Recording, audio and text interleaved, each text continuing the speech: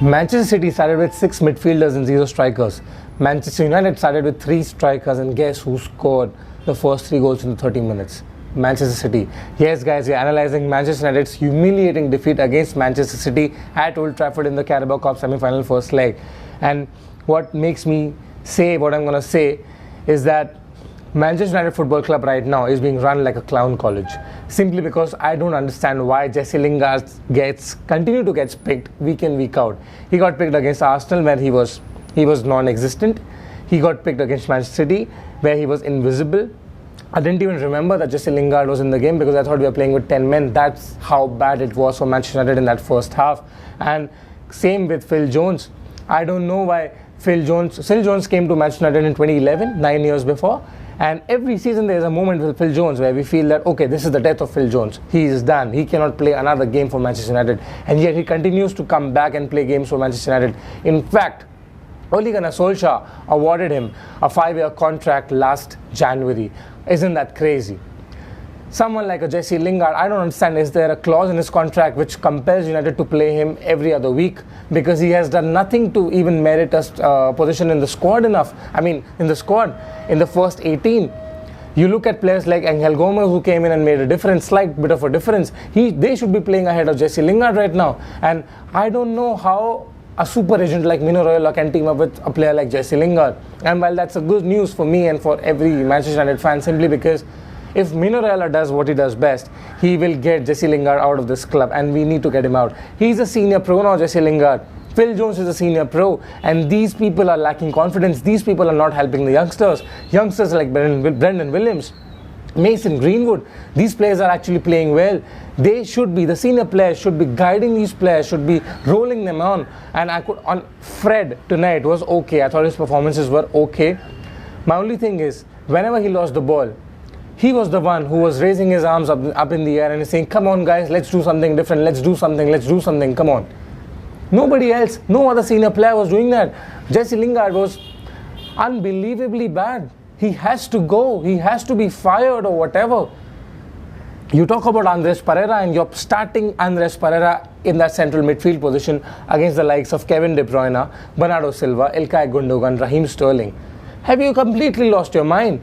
Because these are world-class players, and Andres Pereira at best is a squad player. And I've said that time and time again. And if you have to play Andres Pereira, because he's been playing okay in the past month or so, play him at his best position. His best position is number 10, attacking midfielder. Don't play him in the central midfield, especially when you have someone like a Nemanja Matic sitting on the bench now. I know I've come out and criticized Matic before, and I'm still saying that he's old now, his legs are gone. He's not the same Nemanja Matic who we saw at Chelsea under Mourinho. So I do understand that, but he is far, far, far better right now than Jesse Lingard. If he starts that game next to Fred, maybe Pereira plays a little bit further forward. We might have a better chemistry in the first half, though.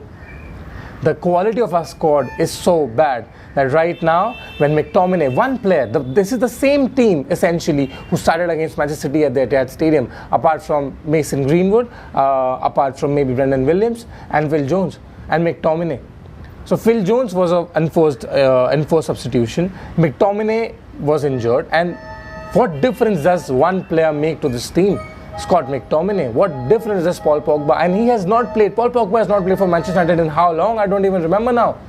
And look, we still keep talking about someone like a Paul Pogba, and our need to have him in the squad. To top that, Pep Guardiola, he came to Manchester United at Old Trafford to take a revenge from us because he was completely outplayed at the Etihad, and he's a tactical genius. But you know what? I felt that he did one thing very simply. He simply did one thing very clear, very straight. He decided that what's the one thing which is bad about Manchester United right now. Wow, a lot of noise. I'm sorry for the noise, guys. But one thing which is the worst about Manchester United right now is the midfield. And Pep Guardiola said, okay, I'm going to win the game in midfield. And that's about it. I'm going to make sure that in midfield they don't get space to breathe. And that's what happened.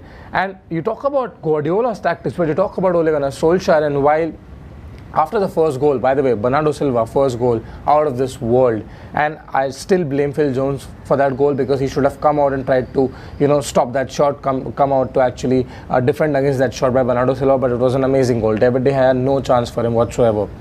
Second goal, completely Lindelof's fault. He should have had a foot race with Riyad Mahrez. He could have made it difficult for him to score. No, he slipped, he missed the ball, and bam, 2-0. Third goal, a complete error. You can say Andres Pereira should have controlled that ball, but I don't want to be too harsh on him in that particular instance. But 3-0 down in 30 odd minutes at Old Trafford against Manchester City is just humiliating. And like I was alluding to before, the problem with that, what I had with Ole Gunnar Solskjaer in this game is that, first of all, you could see that Manchester United were not able to play. They were being outplayed all over the park by Manchester City. That substitution of removing Lingard and bringing on Matic could have happened in the 30th minute or the 25th minute when we actually conceded the first goal or even the second goal. But no, he actually waited till half time to do that substitution. And you know what? We should have been down by 5 goals or 6 goals by half time, because Raheem Sterling, and this is the funny part, Raheem Sterling actually had a bad game. He had a very lazy game in front of the goal, because he should have scored 2 goals in that first half alone. And he had a very poor game by his standards at least. We should have been at least 5 or 6 down by the end of first half. Around the 21st minute, and I see Manchester City players, De Bruyne, Bernardo Silva, Raheem Sterling, Gundogan, right over there trying to press the back line of, essentially they were playing behind our midfield, so they were trying to press the back line of Manchester United, and we were still trying to play from the back. I don't understand what is this. We were still trying to play from the back when 5 world-class midfield players are trying to press you. Just put a long ball over and get it done with. But no, the tactics didn't change, nothing changed. And that's the big problem with Ole Gunnar Solskjaer. Now, I've never been Ole out, and I'm not going to say Ole out right now, because like I've said again and again, changing managers, like changing clothes, essentially, is not the answer, because this club is run by clowns. Ed Woodward is a clown, Glazers are clowns. So, we need to back Ole, but if you're going to back Ole in the transfer market, get him the player he wants. By the end of January, it either needs to be new signings, more players, better players, or it needs to be Ole sacked. And I don't want Ole to be sacked, don't get me wrong. I don't want Ole to be sacked. I want Ole to be given time, because I don't think it's completely his fault, although he does deserve some kind of criticism for this, but it's not 100% his fault, and it's a fault of the way the club is run. But either you back your manager or you get rid of your manager. Don't be in the middle where you either don't back the manager and you don't, or also you keep him in the job, because that's not going to help us.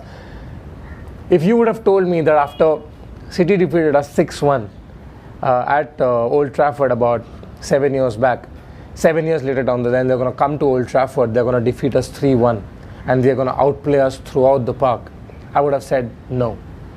Bullshit. It's not going to happen. But this has happened, and that's the dire state of Manchester United Football Club right now. We are dying right now as a football club. This club is run only for the commercial purposes and not for the footballing reasons. There are a lot of deadwood players who need to be sold. There's a lot of deadwood that is already being sold. A lot of deadwood needs to be sold as well. To top that, we need to buy new players, back the manager. If you have to back the manager, back him in the transfer market. Otherwise, just sack him. All right, do something about it. My man of the match, sadly, there's no man of the match. I thought Brendan Williams played well. I thought Fred tried his best. I thought Mason Greenwood was good for his part in the goal. All the youngsters, essentially. Aaron Wan-Bissaka, he didn't do anything wrong in defense, but he needs to improve a lot when going forward. All the youngsters played well. That's the sad part, and the experienced players who are letting us down. That's the worst part. That's the worst thing you can have as a football fan. We put our money behind this club, we put our time behind this club, we put our energies behind this club, we put our emotions behind Manchester United, and this is the result that we get. It's not even about the result. You can't win every game, you can't win every match. It's fine. It's about the performance, it's about the desire, it's about the motivation to go, attack, try and win, try to play for the shirt that you're wearing, which is not there. Brendan Williams showed that, but who else did? No one. Maybe Fred. Who else? No one. Marcus Rashford, yeah.